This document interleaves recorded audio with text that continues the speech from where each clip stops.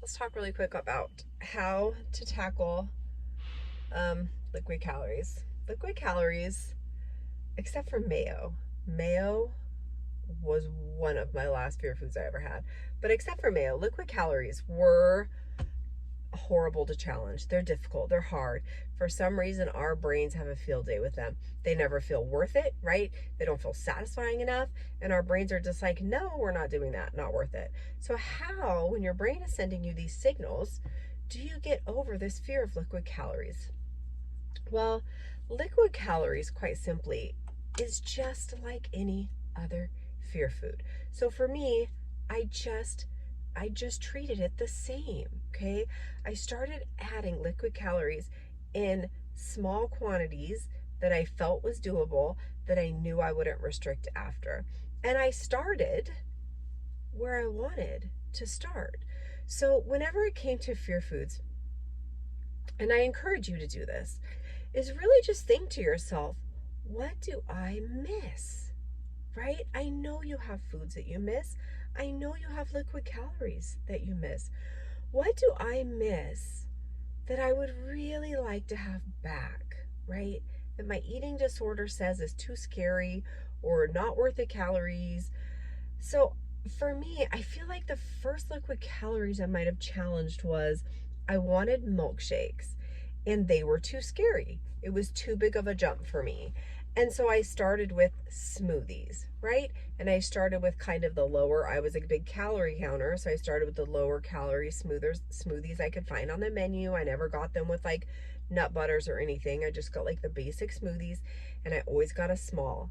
That's where I started. Sometimes at first maybe I only had half of it, but I did start there. So you can't get over liquid calories if you don't start having liquid calories. So think about the liquid calorie you want to start with and then start there. So I had those smoothies. I would have smalls. I would have like without the nut butters and stuff because holy shit, that was scary. And then I kind of got used to having those. They were delicious. And liquid calories are satisfying in a different type of way, right? They're very palatable. They're very pleasing in your mouth. They're very satisfying in a different way than chewable type foods are satisfying. So when your brain tries to tell you liquid calories aren't worth it, they're not satisfying, they are satisfying. They are something you're missing. They are something that we crave and that we want. Okay. So I had my smoothies, had it for a while.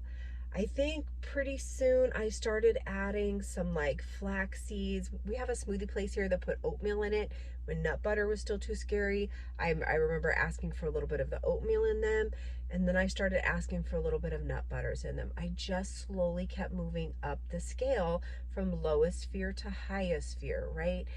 And so after that, I started with milkshakes, and I would go get milkshakes, and I would get the smallest, and I would maybe eat half at first or share it with somebody. Eventually I got, to a full milkshake, and then I started ordering like milkshakes where I knew they were a little higher calorie with whipped cream on top. And then I hit a phase where I just went to every restaurant in town and had milkshakes because I was so excited to have them back. And that's kind of how I worked through every liquid calorie fear. I just thought, what am I afraid of? Where could I start? I can remember just what other liquid calories are there? Well, there's like regular soda, right? So I'm not a big fan of regular soda. I grew up on Diet Coke. My family drank Diet Coke. Everybody in my household drank Diet Coke. So that's just what we always had. So I was always convinced that I only loved diet drinks. And even through before I was sick, when I was sick, during my recovery, I just always had Diet Coke, not regular Coke. That's what I liked. That's what everybody had. And the other day, and this is after I'm full recovered, I was with Emma and I thought to myself, you know what? I'm gonna try a regular Dr. Pepper.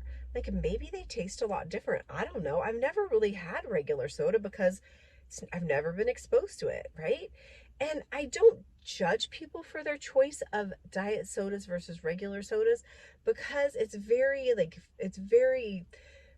personal. It's kind of like tea or coffee. I kind of feel like if you grow up with regular soda, you tend to like that better. If you're a Pepsi person or a Coke person, you tend to like that better. That's very regional. It's very how you grew up. And that's kind of how I looked at Diet Coke. I never looked at it disordered. I just thought that's how I grew up. Sometimes when I wasn't feeling too good, I got ginger ale and I got regular, not diet, because I just thought regular might taste better. So I never really had a fear so much after I got over my liquid calorie and fully recovered. But the other day I was like, I wonder what regular Dr. Pepper tastes like. And I had it. I had this big iced drink with Dr. Pepper, and holy shit, it was delicious. It was so much better than Diet Dr. Pepper. And like now I know.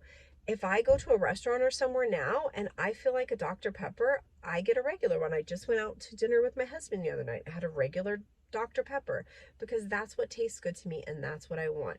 And so I would challenge you to challenge yourself.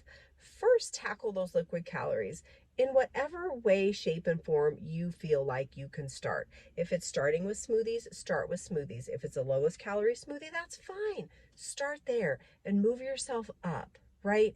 But eventually, if you are a diet soda drinker, give regular soda a try. So many of us just assume that this is what we like because it's what we've always had. But I would encourage you, if you've had an eating disorder, chances are your brain has made a lot of those decisions without you even realizing it. And here I am, I've been fully recovered for years, and it never even occurred to me to have a regular Dr. Pepper because I had just always had the diet. It's how I grew up. It was delicious. Never having Diet Dr. Pepper again. And I had tackled things like I was always afraid of the Mexican sodas that I would have when I would go with my husband to the taco trucks, and we would go to California, and I would always stay away from those. And then as I was recovering, I challenged those.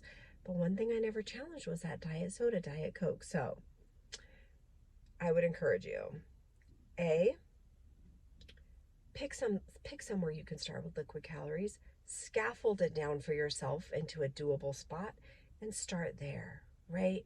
And then move yourself up into the scarier options.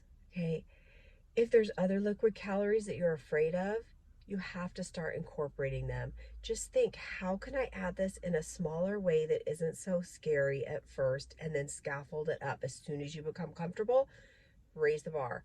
As soon as you become comfortable, raise the bar.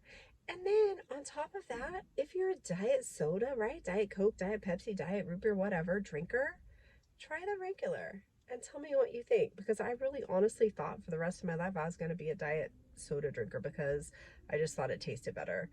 And I love Coke Zero, honestly. So it stands to reason that I would like regular.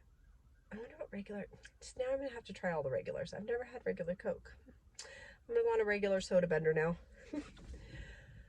All right, I hope that makes sense. Somebody asked me this question. I'll try to copy and paste them down below so they can see this. And I hope you have a lovely day. Overcast here, quite a mess. Yeah, that's all. Have a good day. Go have a big milkshake.